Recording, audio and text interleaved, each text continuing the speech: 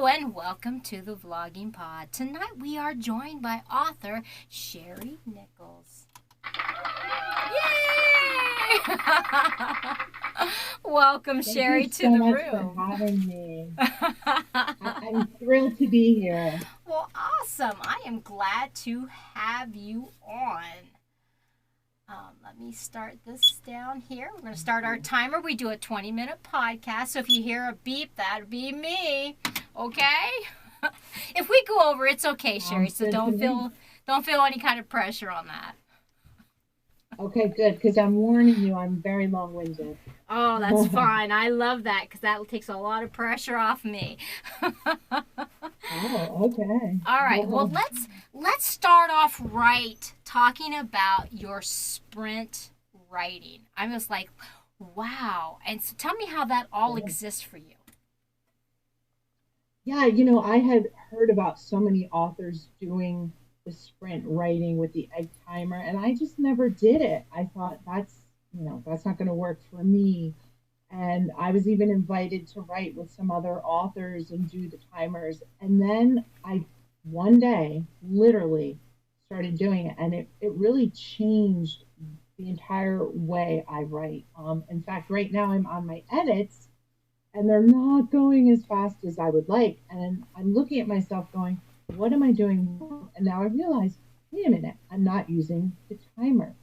So the timer is so important because it forces you to write as much as you can, as fast as you can in that 30 minutes. You cannot take a phone call, although, of course, if the kids call, you're going to stop. You cannot check your social media, right? And the kids don't live at home anymore. So when the kids call, you have to drop everything. Right.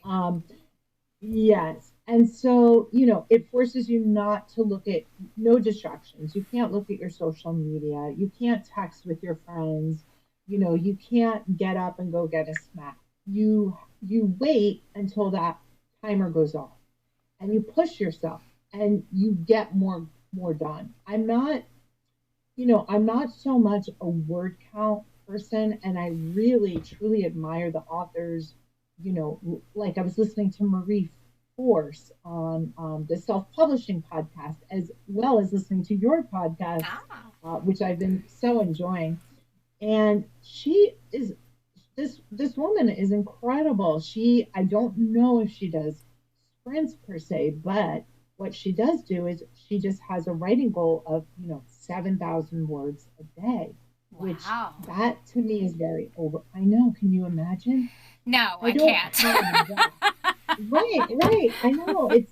That to me sounds overwhelming. I just try to do my 30-minute sprints. And sometimes the 30-minute, in that 30-minute, I get a real lot done. Sometimes maybe it's just a paragraph I get done because I'm copying, I'm pasting it, I'm saying the words out loud, I'm trying to figure out if they make sense. And it's sort of just the way it goes. Wow. I'll be honest with you. My goals to writing are very low. And this this is so bad, but without giving any details, you probably know what I'm talking to about. But I've been watching the trial, and I really haven't done much writing the last couple of weeks. So I am so behind. But when I do, I set my goals so low so that when I go over them, I'm like, dang, look what I did. You know what I mean? So awesome. Yes, because I figure if I set my goals so low, like at 300 words. So if I do 1,500, I'm like, yes, I am on ball today, So I understand what you're saying. Go ahead. And I think it's very easy, to compare yourself to other authors, to other writers, which I do all the time. And there's so many of these NaNoWriMos, and I've never done one because I feel so competitive. Like I'm going to I shouldn't say I feel competitive. I feel the opposite of competitive. I sort of feel overwhelmed by it. Like, oh my gosh, how do I compete? So I just watch from the sidelines, but do my own thing. If that makes sense. Well, my adopted daughter, I just love her so much. She's actually my executive Oh. assistant, and she keeps me so much on track. And I was like, I know we've got goals, but can we take just a smidgen of break? Because, I've been watching this trial stuff and I've been addicted. I've been really bad this last couple Yeah. weeks. So tell me how your character creations differ or Hmm. share similarity to the world you create. You know what I mean? The world around your characters. Tell me the similarities and the difference of I'm sorry, tongue tied.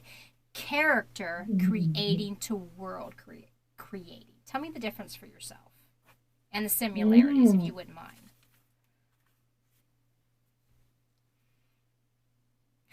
Was that a little too much? Oh, no, it's great because I think so many authors feel like, is this book plot more plot heavy or is it more character heavy?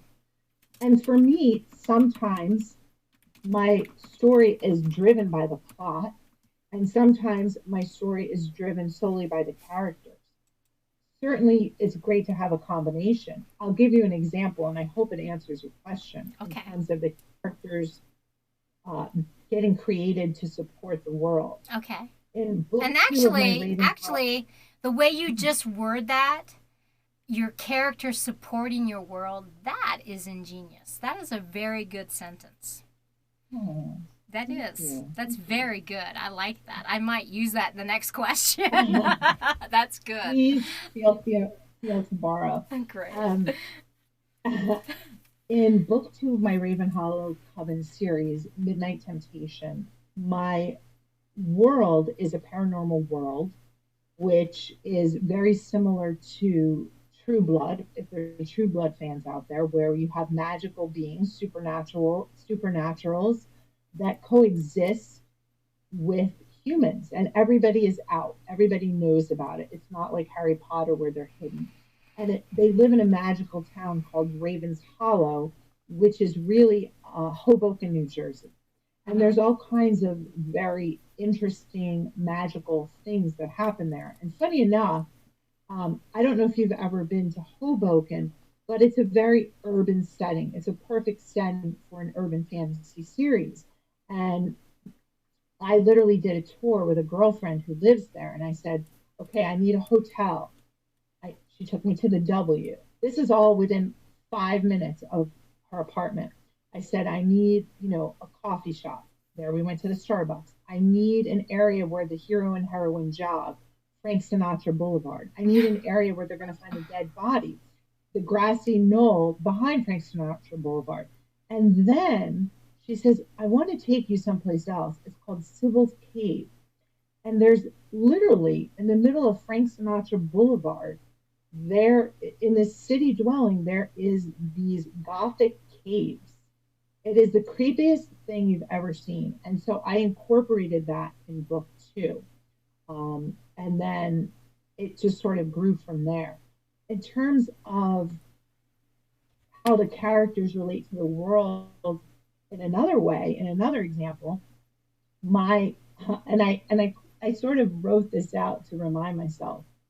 My hero in book two is based on my grandfather, and I know that's Oh. kind of a weird, yes, not in a creepy, weird sexual way. Right, I got you. I God got forbid. you. Um, so my grandfather was forced out of Europe Oh. because he woke up from his funeral.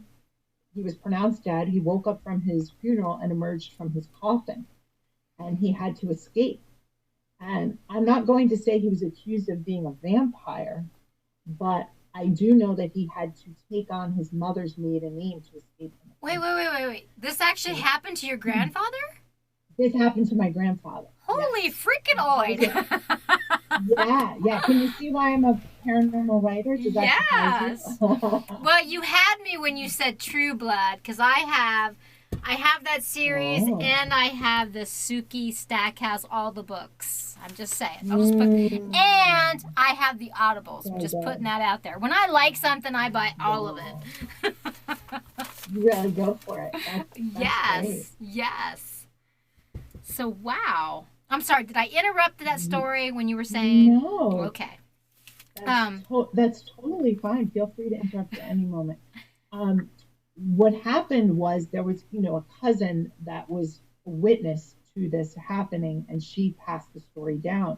So it gave me the idea, what if? What if there was a man who was accused of being a vampire? Because, back in the days of the late 1700s, people were being accused of vampirism. They were coming down with these very rare diseases. Um, there was a disease that was called, if I if I mispronounce it, it's called polyphoria, and it's Okay. basically when people's gums would recede. They were very sensitive to sunlight, and eventually they would be pronounced dead. They would then emerge from these shallow graves, and they Okay. would come Wait. Wait. back Wait. to the Is this what your villages. grandfather had? Like, we don't know what my grandfather had. We've asked, around. We just know that he was pronounced dead, and he was, they didn't embalm the bodies. He was just, put into a coffin, and thank God, in a shallow grave, and he Oh wow. managed to get out. I used to hear this thing where they would attach a string to Bells.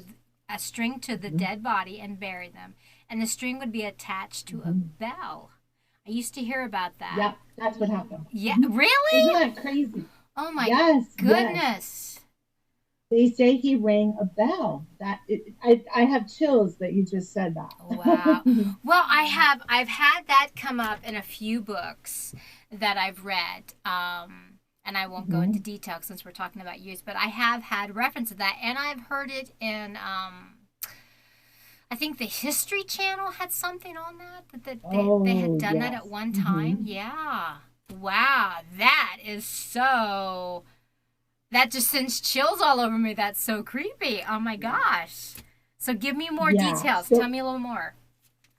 sure. So, it gave, my grandfather died before I was born. And again, I am taking poetic license with the part about him being accused of a vampire. That is strictly me making up a tale in my head. I just Right. know the part, about his escape.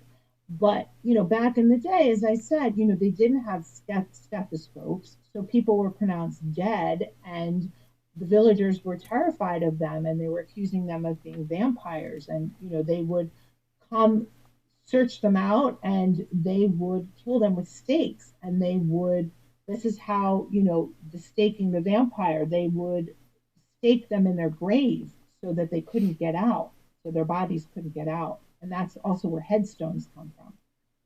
Wow. So, You really did your yeah, research on this. I did, and I really enjoyed it.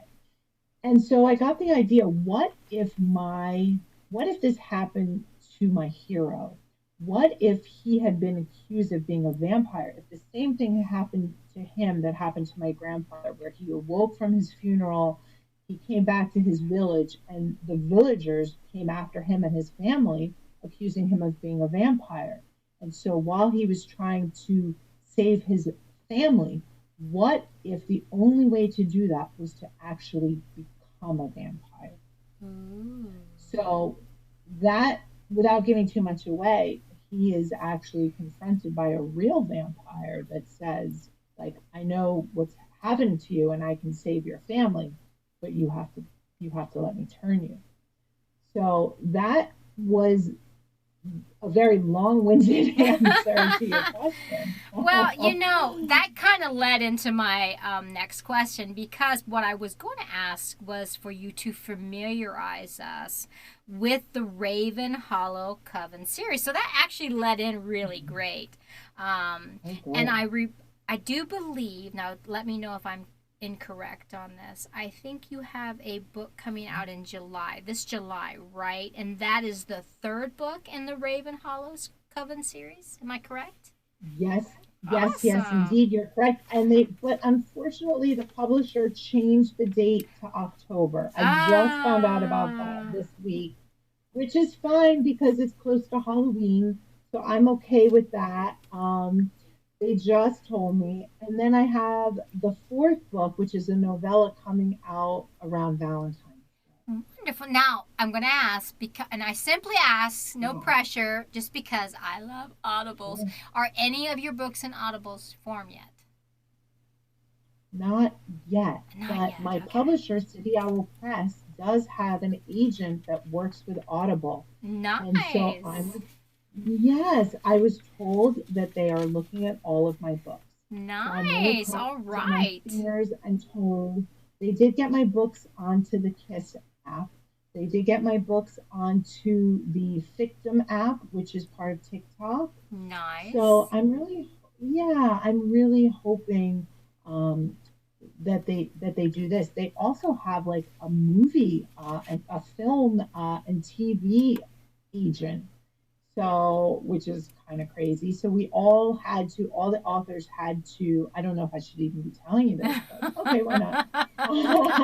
We all had to submit, high concept blurbs, practical magic Nice. meets Charmed, or a TV Nice. series and a movie. So Well, I did do that for the series. if you start to go in that direction, please let me know. Just Yeah. because we're talking about that, we are actually reaching out more. Usually, I have authors on the program, and that's because that's rather in my circle because I am an author myself. However, I'm very excited. The next couple months, we are going to have some actors, some screenwriters, and producers for some movies on our program. So I'm extremely excited. So Wow. if you go in that direction, please, please, please, please hook me up with, because I'd love to have you back on going toward that venture. Okay? Oh, thank you. And I hope you'll have me back on if that Well, doesn't yes. pan out in this Well, foreseeable sure future. I will. Oh my goodness. Okay. Thank you. Thank You you. let me know I will anytime do and that. we'll work something out, I promise, okay? So, I let's appreciate talk that. about urban fantasy and paranormal Mhm. romance sprinkled with suspense. Why the mix? What Mm. appealed to you through the genres? So, I think the first book in the series, again, that was a what if question that came to me. I Mm-hmm. read an article about a real life serial killer from London Ooh. who had a Jack the Ripper esque type of moniker, if you will. He went after prostitutes. He was young, he was good looking, he was a grad student, and he killed them in the most heinous way with a crossbow. And then I know this is horrific, he cannibalized them.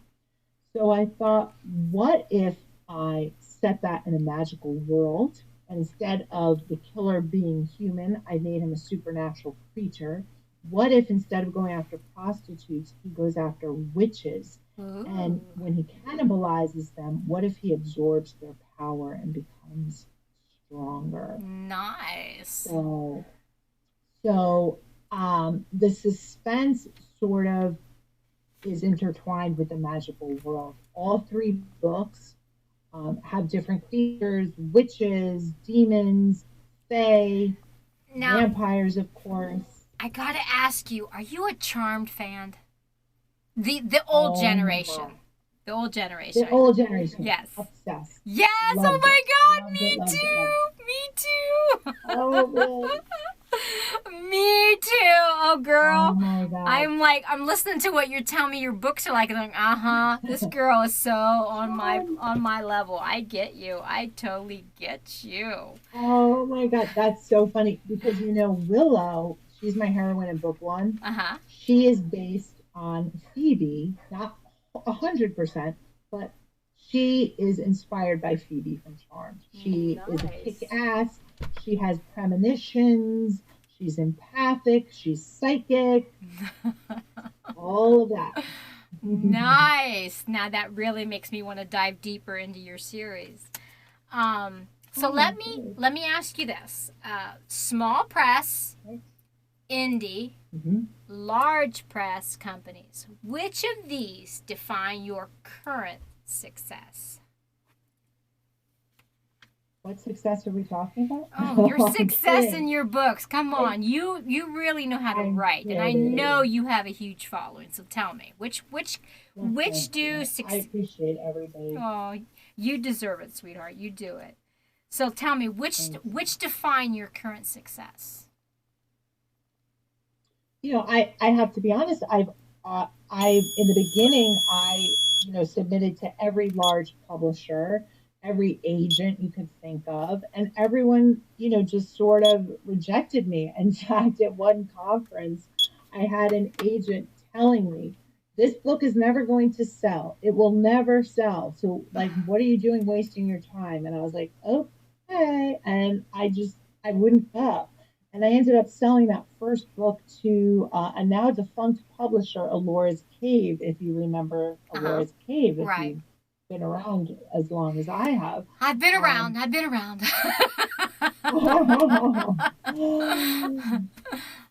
well, you don't sound like it. Trust So, me, I am going on yes. 50 this year, girl. I am going on Oh 50. my gosh. Well, Yes. I beat you. I'm a couple of years old. Oh, I doubt So, it. You look but pretty I run the daggone night good to show. me. Thank you. So do you. Oh, Right back thank at you. you. Right back. Um, Um, I would love to write for a traditional publisher. To be totally honest, I am going to graduate school in June. I'm going to Wilkes University for creative writing. I'm getting my master's, nice. and yeah, so I'm hoping, agents, if you're out there listening, I'm hoping to get an agent. I'm hoping to write for a traditional publisher, but I'm fine writing for a small press. I'm fine self-publishing. I'm open to really doing anything that's going to tell the story that I need to Right. tell. Well, you know what? Success is right on you, and as it is. So I can't imagine, I'm sure you could go farther, but you are doing really good as is as well. Our Thank timer did go you. out, but I do have two questions. You willing to hang with me just a little bit longer? Absolutely. Okay. So your books present great escapes from our normal worlds. Tell us why Mhm. the magical makes the best escapes in reading. Hmm. I want to say I hearken it back to the Harry Potter days.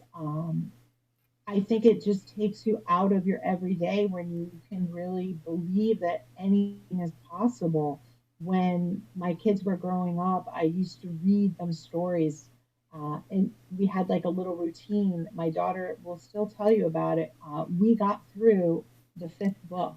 We read all of the books where we would do, I mean, we did this until they were like middle school, where that was our time where we would just kind of camp out in my room, and no matter how, bad the day was going or whatever problems they were having, you could just let yourself get into that world of magic and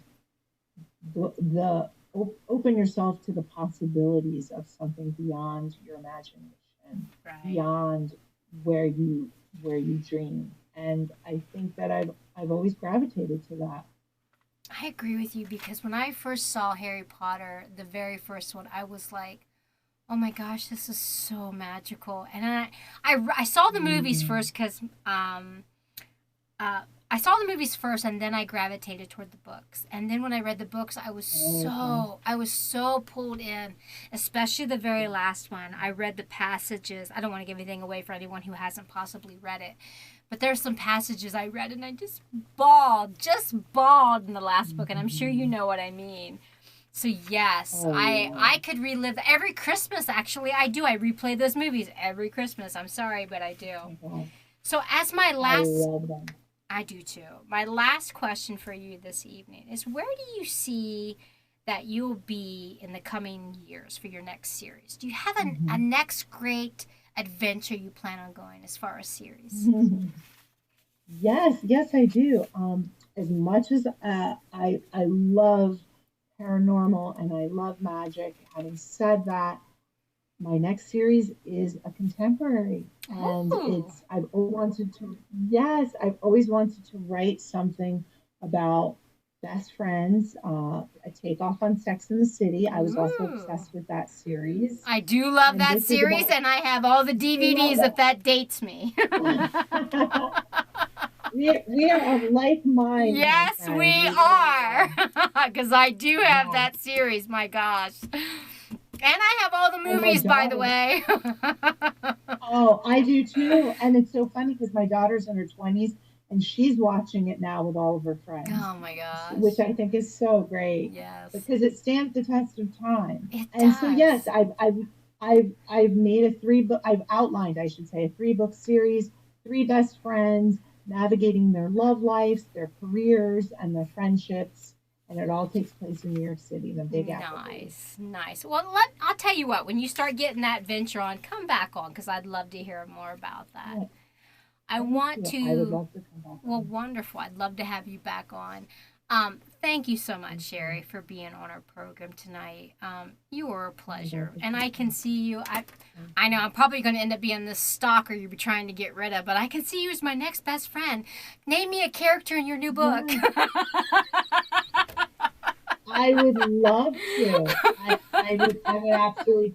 She's going to have a great laugh and she's going to be super fun and sweet You're and super, witty, you're of too course. kind. I'm joking, but thank you so much. I absolutely love you.